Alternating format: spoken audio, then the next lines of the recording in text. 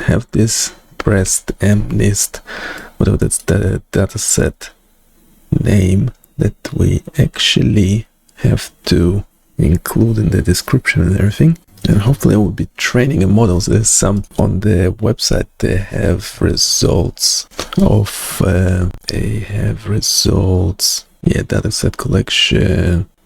What's classes? There's two classes. Why is it saying normal, benign, malignant? There's only benign, malignant. There are some performance of existing models that we would like to compare with. Last time, so we did train something, but the performance was nowhere near other models that were trained.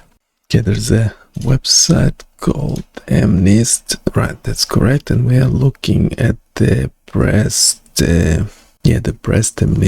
The good thing about it is some training. So there were models already trained. Yeah, and we have area under the curve of 0.9, which is pretty high. So it looks pretty promising. We would like to replicate that. Right, so we have this project structure. We did export the images. So now we only have two labels. It's benign and malignant. There's no free labels. I don't know where you got the information from before. That's incorrect.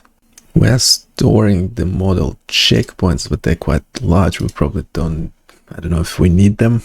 Maybe not. Or yeah, we'll just keep them for now. And then eventually we're trying to turn the model into a web version. So we can simply deploy on the website. So essentially you could upload a new image and it will use that model to tell you if benign or malignant. So we have that index.html. We'll open it in the terminal. We have this command tree project structure.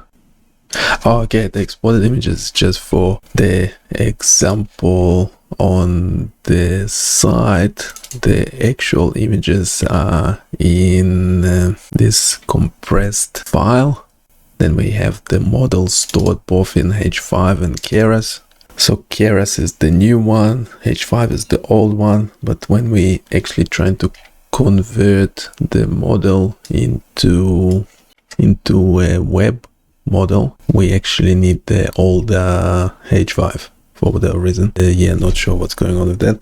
Yeah, so if you can explain quickly, I'll share the project structure, and then the training code I think will be next. So yeah, I obviously need some guidance.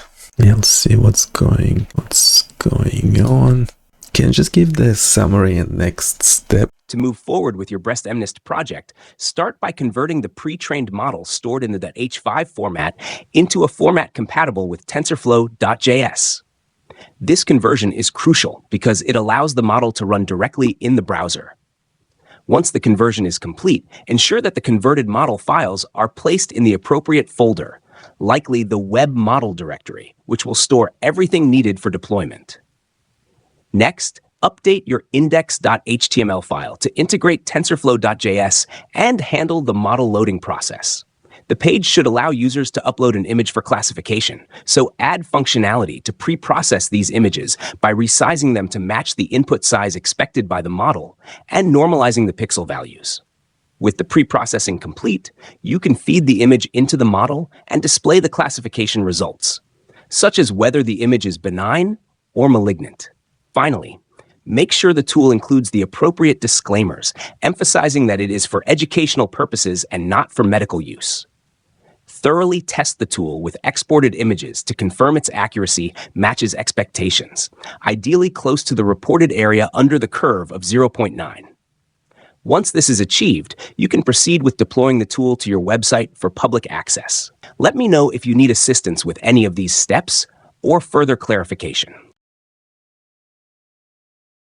Yeah, so I have a bunch of tools on the site. Go check them out. I keep saying the same thing. Actually, the robot is probably more humane. It's probably me repeating the same things over and over again. The robot can actually do much better, actually sound more human than myself. Yeah, we have some relatively new tools. We have this joint time frequency scattering for enhanced seizure detection. This is obviously well, not obviously, I'm not sure if it's obvious or not, but it is synthetic data. Every time you actually increase the data length or change the data length, you get a new EEG baseline with some spikes on it, and the scattering transform is actually highlighting these spikes, and you can see how the spectrogram for it changes as well.